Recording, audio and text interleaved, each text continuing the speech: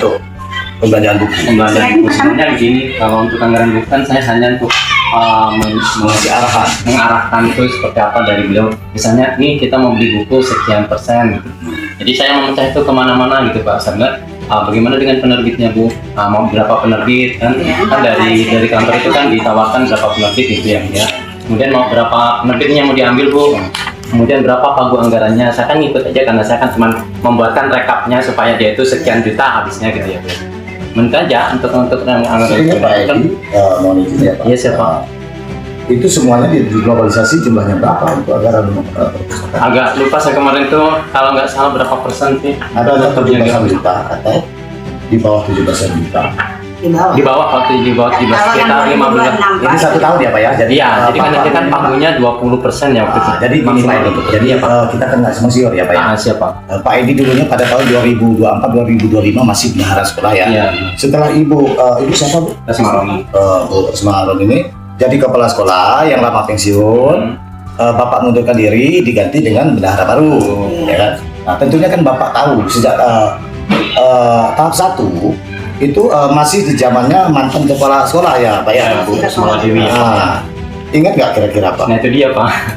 Nggak ingat Karena kan banyak yang kerjaan. Mungkinnya sekian persennya Pak Edi udah bisa buatkan. Jadi saya tidak perlu begitu mengingat-ingat lagi nominalnya. Yang penting sekiranya belasan juta, pokoknya belasan juta untuk anggaran buku. Jadi berapa yang dipesan di situ yang dicatat Pak ya? Ya, Berapa yang misalnya gini Pak, misalnya nih kepala sekolahnya kan dari kantor nih beberapa penerbit gitu ya. Iya. Misalnya nih kita ambil 4 penerbit. Nah 4 penerbit ini sebarkan sekian juta. Jadi saya kalkulasi. Kalau misalnya harus blok 15 juta nggak mungkin karena harga buku itu kan beda-beda ya Pak ya. Jadi kalau misalnya setiap buku harus sekian, nah itu baru saya presentasikan. Oh ini buku penerbit ini sekian, sehingga ketemu nanti kisaran minimal sesuai dengan apa yang mau dipagukan gitu. Kalau kita beli buku, apakah melalui dari pihak dinas pendidikan atau melalui siapa Pak? K3S. Dari kepala sekolah dari rapat di K3S-nya. Siapa nama ketua K3S? Malah Dewi, Mana Dewi. Dia jadi kepala sekolah juga. kepala sekolah juga. Kepala sekolah di mana? Di Batu Nangkok Pak. Di SD 1 Batu Nangkok.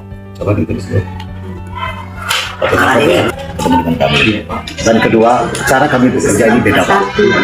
Kami mengenalkan diri, utama kami untuk satu berkunjungan, sekaligus kami konfirmasi, ya kan? Langsung kami menceritakan kami silaturahmi ini seperti begini, sambil mengenalkan diri seperti apa, ya kan? Nah, disitulah kami melihat di sini untuk anggaran pemeliharaan sarana dan prasarana sejak tahun 2023 sampai sekarang sangat besar. Kenapa pelapor ini jebol? Kemana dinas pendidikan mereka untuk pengawas mereka di sini? Apakah dibiarkan saja? Ini Pak, kalau 4 tahun lagi ambruk sekolah ini. Apa benar Pak seperti itu? Ya. Iya. Jadi biar dewan guru juga tahu, biar memahami. Terima kasih sekali dengan hari ini Pak. Jadi memberikan sebuah masukan, inspirasi bagi kami. Jadi sebagai contoh, kami agak ingat tentang hal-hal yang harus kami perbaiki. Jadi sebagai contoh ya Pak Edi ya, di sini pada tahun 2025 keterangan dari kepala sekolah ataupun dengan mantan bendahara sekolah. Di sini 163 siswa, tetapi mereka sudah siap menerima dana BOS. Di sini daftarnya laporan transaksi ke pusat adalah 175. Kemana dana ini? 175 bisnisnya 2025 ya Pak? Iya, tahap 1, tahap 2 masih ada. Tahap 1, tahap 2 masih ada. Iya, kalau mengenai dari SPJ-nya saya kurang paham pastinya sekitar itu karena saya juga kan sudah lama tidak tergantung dengan kegiatan juga seperti itu. Tetapi laporan transaksi tahap 1 dana BOS untuk pencairan 2026 mencakup pelajaran 2027. Di sini ada 163, benar? 163. Iya. Tapi di sini masih kosong, laporan transaksi belum ada. Nanti tahap 2 pencairan yang ada. Ya. Ini kan depannya itu dulu. Pencairan dana BOS pada tanggal 2026 ya. Tanggal 20 Januari 2026. Ini yang sudah berhak menerima dana BOS 2 ini dikurangi ke 3 jadi 160 yang sah terdaftar di Dapodik. Yang sudah diterima dana BOS di sini pencairan tahap 1 adalah 75.200.000 rupiah. Apa mau saya sebutkan juga untuk jamnya pencairan? Biasanya sudah ada di Dapo Kemendikbudnya ada. Diduga ada ketidaksesuaian pengelolaan dana BOS di SD Negeri Negara Bumi. LSM Desa APH lakukan penelusuran. Lampung Utara Target News TV, dugaan ketidaksesuaian dalam pengelolaan dan penggunaan dana bantuan operasional satuan pendidikan, BOS, yang lebih dikenal dengan sebutan dana BOS, di SD Negeri Negara Bumi, Kecamatan Sungkai Tengah, Kabupaten Lampung Utara, menjadi sorotan. Dugaan tersebut mencuat setelah Ketua Lembaga Investigasi Negara, LIN, bersama tim melakukan kunjungan serta konfirmasi langsung ke pihak sekolah pada Selasa, 21 Juli 2026. Kunjungan tersebut dilakukan untuk meminta penjelasan terkait pengelolaan dana BOS, khususnya pada tahun anggaran 2025 hingga 2026.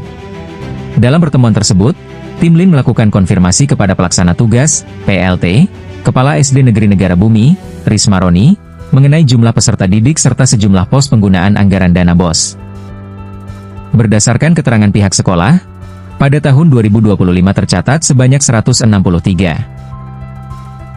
Pihak sekolah juga menyampaikan sejumlah pos penggunaan anggaran, diantaranya pengadaan buku, kegiatan pembelajaran dan ekstrakurikuler, asesmen atau evaluasi pembelajaran, administrasi kegiatan sekolah, langganan daya dan jasa, serta pemeliharaan sarana dan prasarana.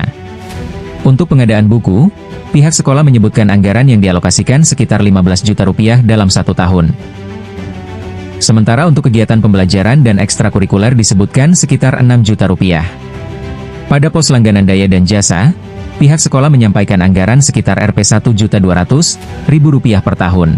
Sementara itu, untuk pemeliharaan sarana dan prasarana, pihak sekolah menyebutkan anggaran sekitar Rp15.750.000 anggaran tersebut, berdasarkan penjelasan pihak sekolah. Antara lain digunakan untuk pengadaan 10 unit meja dan 20 unit kursi dengan nilai sekitar Rp9.750.000. Pengecatan sekitar Rp3 juta, serta pengadaan asbes sekitar Rp3 juta. Namun, keterangan tersebut kemudian menjadi perhatian Ketua LIN. Ia mengaku menemukan dugaan adanya perbedaan antara keterangan yang disampaikan pihak sekolah dengan data penggunaan anggaran yang diperoleh timnya. Sejumlah pos yang menjadi sorotan diantaranya pengadaan buku, langganan daya dan jasa, serta pemeliharaan sarana dan prasarana. Ketua LIN menduga terdapat ketidaksesuaian antara nilai anggaran yang tercantum dalam administrasi atau laporan penggunaan dana BOS dengan realisasi kegiatan maupun penggunaan anggaran di lapangan. Setelah kami melakukan konfirmasi langsung, kami menemukan adanya dugaan ketidaksesuaian antara keterangan pihak sekolah dengan data yang kami peroleh. Karena itu, kami meminta agar pengelolaan dana BOS di SD Negeri Negara Bumi sejak tahun 2025 hingga 2026 dapat dilakukan pemeriksaan secara menyeluruh, transparan, dan objektif, ujar Ketua LIN kepada awak media. Menurutnya, dugaan tersebut tidak dapat serta-merta disimpulkan sebagai tindak pidana korupsi sebelum adanya proses pemeriksaan, audit, dan pembuktian oleh lembaga yang berwenang.